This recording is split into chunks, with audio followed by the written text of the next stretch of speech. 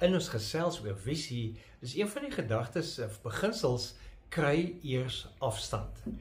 'n Mens kan so besig raak dat jy jou visie, oftewel jou toekomsdroom langs die pad verloor, net met doodgewone besig wees. Veral in 'n wêreld waar ons voortdurend gebombardeer word met stimuli soos kennis, geluide of selfs verwagtinge.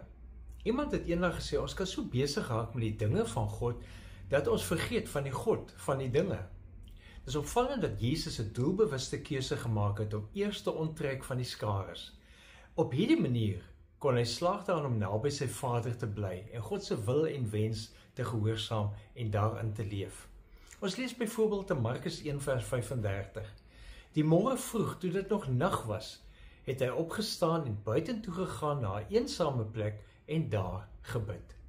Ons het almal nodig om afstand te kry van waarmee ons besig is, want afstand kry help ons om weer perspektief te kry. Dit help ons om te onderskei wat maak werklik saak.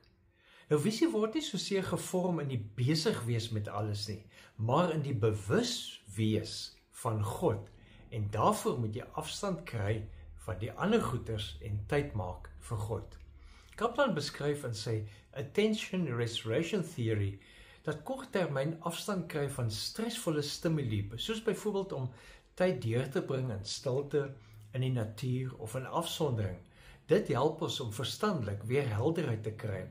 Dit help ons met ons emosionele regulering en dit bevorder ook ons besluitneming. Natuurlike en rustige omgewings help ons brein om te herstel van kognitiewe uitputting. Dit op sy beurt help weer dat ons fokus kry en dat ons weer op 'n manier die groter prentjie beter kan raak sien. So kyk vandag of jy 'n stukkie kan sit sonder enige geraas, al moet jy selfs oorfone gebruik sonder dat jy musiek of iets opsit. As jy kan, gaan stap 'n entjie in die natuur. Die geheim vir vernuwende visie is om doelbewus en gereeld tye te skep om afstand te kry. So kry eers afstand. Leef geïnspireerd.